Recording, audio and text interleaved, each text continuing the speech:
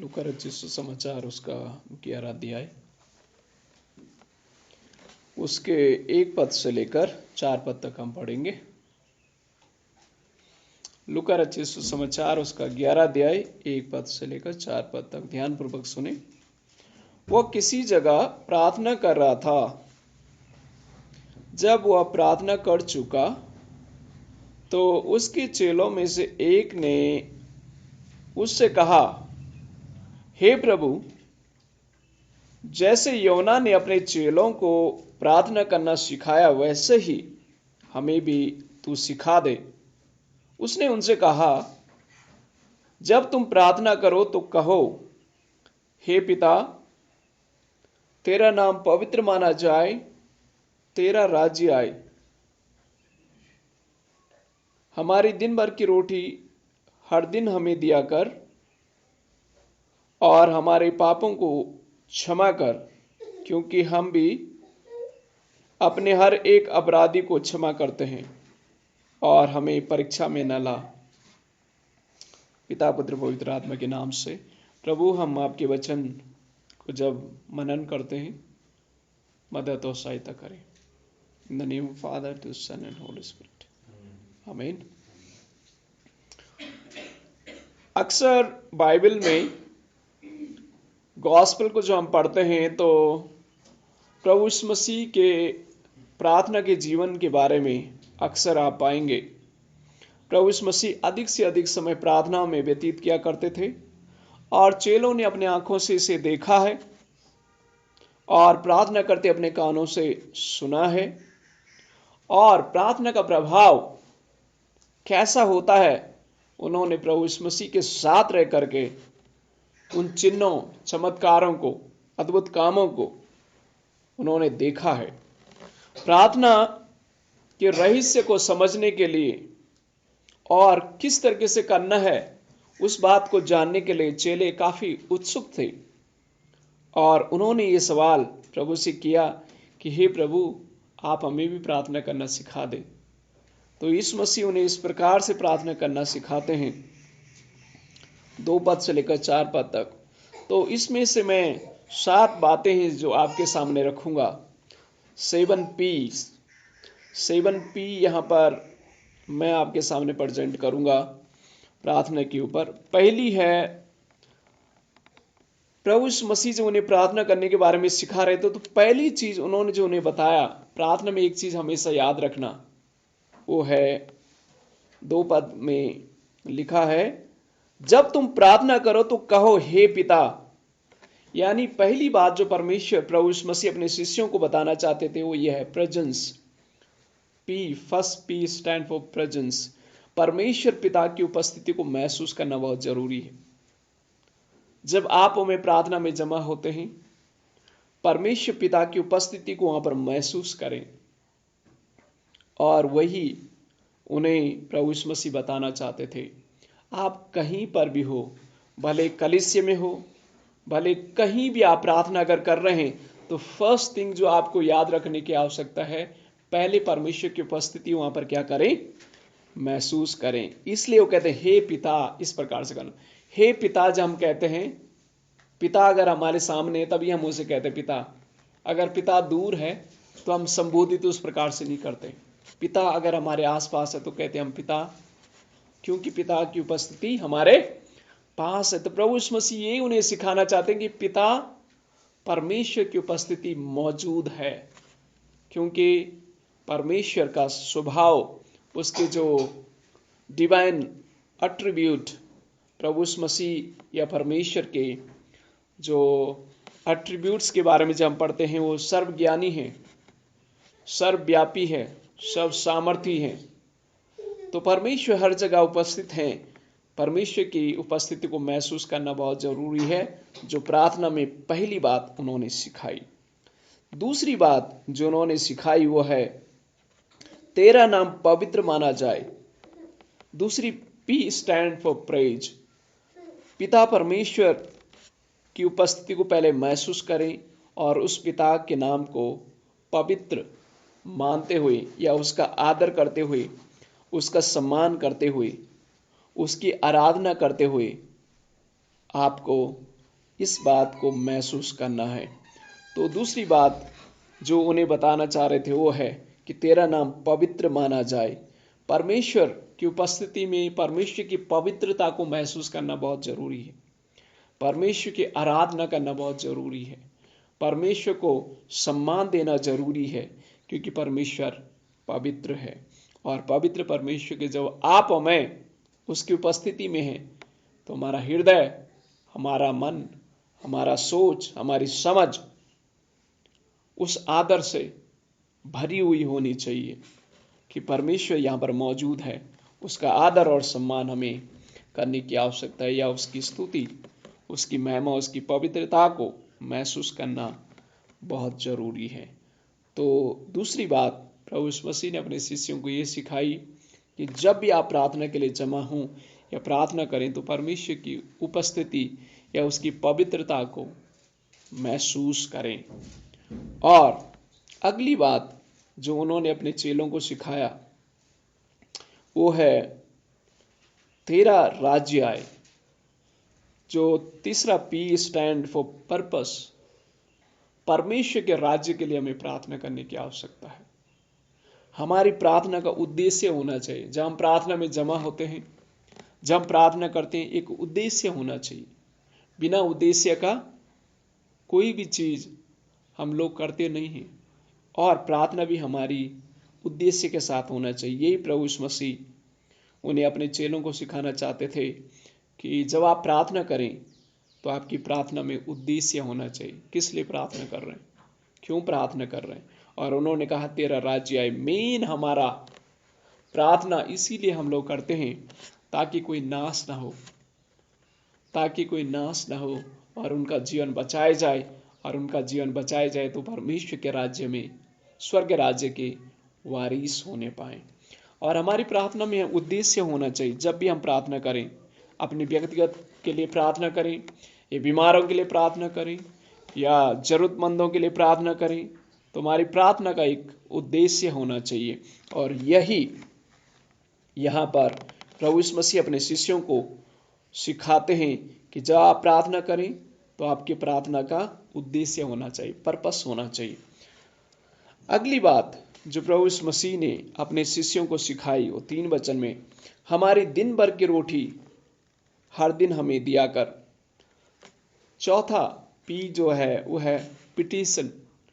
Petition मतलब विनतियां, हमारी प्रार्थनाएं।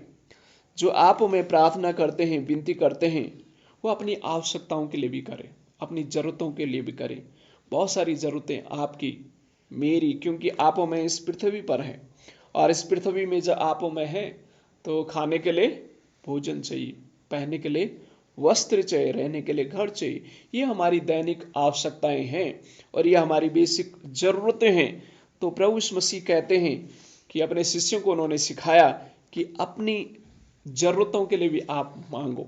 अपनी ज़रूरतों के लिए भी आपको मांगने की आवश्यकता है। हमें रोटी ही सिर्फ नहीं, बट बहुत सारी हमारी जो ज़रूरतें हैं उन ज़रूरतों को भी परमेश्वर के सामने रखें। और ये बात प्रभु यीशु मसीह ने अपने शिष्यों को सिखाई कि आप अपनी विनतियों को, अपनी दैनिक ज़रूरतों को प्रार्थना में रखें और परमेश्वर आपकी प्रार्थना को सुनेंगे और हाँ और आमीन में उत्तर देंगे। ये उन्होंने अपने शिष्यों को सिखाया। आज आप और मैं भी इसको सीख सकते हैं। अगली बात प्रभु यीशु मसीह ने अपने चेलों को सिखाया वो है हमारे पापों को क्षमा कर, हमारे पापों को क्षमा कर। जो 5वीं बात जो है प्रभु यीशु मसीह ने अपने शिष्यों को सिखाया वो है पार्डन। पार्डन मतलब क्षमा करना। क्षमा करना परमेश्वर ने उन्हें सिखाया है कि अगर कोई आपके खिलाफ कोई गलत भी करे या आपके मन में किसी के प्रति कोई दुर्भावना है या किसी ने आपको ठेस पहुंचाया है, आपको उन्हें क्षमा करने की आवश्यकता है। और क्योंकि परमेश्वर ने हमारे गुनाह और हमारे पापों को क्षमा किया है और हमें परमेश्वर ने अपना पुत्र और पुत्री के रूप में जैसे स्वीकार किया है, आपको मुझे भी दूसरों को क्षमा करने की आवश्यकता है। और यही प्रभु यीशु मसीह जो है अपने शिष्यों को सिखा रहे हैं कि आप जब प्रार्थना करो तो इस प्रकार से करें कि हमारे पापों को क्षमा कर, क्योंकि परमेश्वर को अधिकार है पापों की क्षमा का। क्योंकि आप हमें जो मनुष्य हैं, परमेश्वर ने हमारे गुनाहों को क्षमा किया है और वही अधिकार उसने हमें दिया है। जब परमेश्वर ने हमारे पापों को क्षमा किया है तो आप मैं भी दूसरों के, अगर किसी ने ठेस आपको पहुंचाया है या किसी ने आपके प्रति कुछ ऐसा कहा है या किया है जो उचित नहीं था, पर आप उन्हें भी क्षमा करें। ये प्रभु यीशु मसीह अपने शिष्यों को सिखाते हैं क्षमा करना। और अगली बात जो प्रभु यीशु मसीह अपने शिष्यों को सिखाते हैं वो छठी बात है, वो है हमें परीक्षा में न ला, हमें परीक्षा में न ला। अगली बात जो है वो है परसिस्टेंस, हमें परीक्षा में न ला, हमें सुरक्षित परमेश्वर से हम ये प्रार्थना, जो अगली बात जो मैं बता परसिस्टेंस, हमें भी अपने अपराधों को क्षमा, जैसे हम भी अपने अपराधियों को क्षमा करते हैं।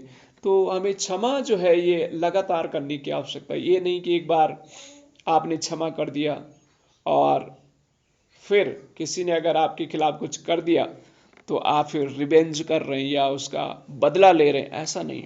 ये जो क्षमा का स्वभाव है लगातार हमारे जीवन में बना रहने पाए, हम भी अपने हर एक अपराधी को क्षमा करते हैं। ये क्षमा करने का जो स्वभाव है लगातार हमारे जीवन में होना चाहिए, ये परसिस्टेंस होना चाहिए, इसमें लगातार यह स्वभाव ये हमारे जीवन में होना चाहिए।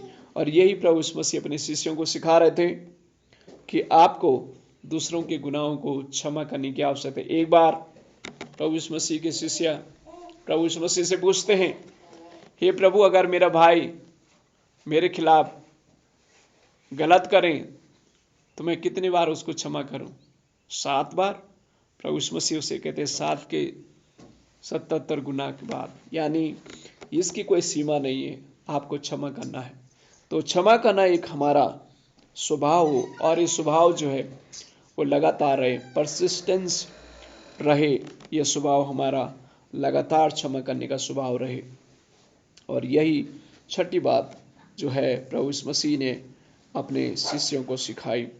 और लास्ट और अंतिम बात, जब हम 4 पद पढ़ते हैं उसके लास्ट पैरा में लिखा है हमें परीक्षा में न ला, जो 7 P स्टैंड फॉर प्रोटेक्शन।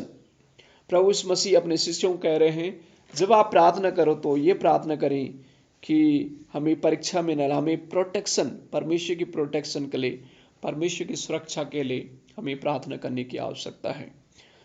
और ये बात जो है ये प्रार्थना का एक पैटर्न जो है प्रभु यीशु मसीह ने अपने शिष्यों को दिया। जैसे मैंने कहा, पहला परमेश्वर की प्रेजेंस को, first P stand for presence, परमेश्वर की उपस्थिति को महसूस करना जब हम प्रार्थना करें। दूसरा प्रेज, जब हम प्रार्थना में आते हैं परमेश्वर की महिमा करें, उसकी आराधना करें, उसकी जय जयकार करें, क्योंकि वो आराधना की योग्य है। तीसरा पी स्टैंड फॉर पर्पस, जब हम प्रार्थना के लिए जमा हो तो एक उद्देश्य के साथ जमा हो, एक उद्देश्य के साथ हमें प्रार्थना करने की आवश्यकता है, बिना उद्देश्य की प्रार्थना न करें। ये प्रभु यीशु मसीह ने पैटर्न अपने शिष्यों को दिया कि आपकी प्रार्थना जो है तेरा राज्य आए, परमेश्वर के राज्य आना एक उद्देश्य है, उस उद्देश्य के लिए प्रार्थना करें। एंड देन चौथा पी पिटिशन, आपकी विनतियां, आपकी प्रार्थना अपनी दैनिक जरूरतों के लिए होना चाहिए। हमारे दिन भर की रोटी आज हमें दे, दैनिक जरूरतों के, दैनिक आवश्यकताओं के लिए प्रार्थना करें। और पांचों जो पी था पार्डन, हमारे गुनाहों के लिए क्षमा मांगे और दूसरों के गुनाहों को भी क्षमा करें। तो क्षमा बहुत ही जरूरी है, और जैसे परमेश्वर ने हमारे गुनाहों को क्षमा किया है, दूसरों को गुनाहों को भी हमें क्षमा करने की आवश्यकता है। ये पैटर्न प्रभु यीशु मसीह ने अपने शिष्यों को दिया, जहाँ प्रार्थना करें तो दूसरों के गुनाहों को क्षमा करें, जैसे परमेश्वर ने आपके गुनाहों को क्षमा किया है। फिर छठा पी परसिस्टेंस, ये जो स्वभाव है एक बार नहीं, यह लगातार हमारे जीवन में रहना चाहिए। क्षमा का स्वभाव हमारे जीवन में हमेशा हमारे जीवन में बना रहे, और ये स्वभाव हमारे इस समाज में और हमारे आसपास में एक प्रेम और एकता और प्रेम भाईचारा में हमारा ये सहयोग करेगा। क्योंकि जब आप किसी को क्षमा करते हैं तो मेल मिलाप, शांति, प्रेम, भाईचारा बना रहता है। और ये प्रभु यीशु मसीह ने कहा कि ये लगातार आपके जीवन में रहे। और लास्ट पी, प्रोटेक्शन। अपनी प्रोटेक्शन के लिए प्रार्थना करें, हमें परीक्षा में न ला। परमेश्वर से कहें प्रभु हमें सुरक्षित रखें। जहाँ प्रार्थना करें अपनी सुरक्षा के लिए, अपने परिवार की सुरक्षा के लिए, कलीसिया की सुरक्षा के लिए, लोगों की सुरक्षा के लिए प्रार्थना करें, क्योंकि परमेश्वर ही हमें सुरक्षित रख सकता है। परमेश्वर इस वचनों के द्वारा हमें आशीष दे और मदद करें कि हम भी ये पैटर्न को अपने जीवन में लागू करें।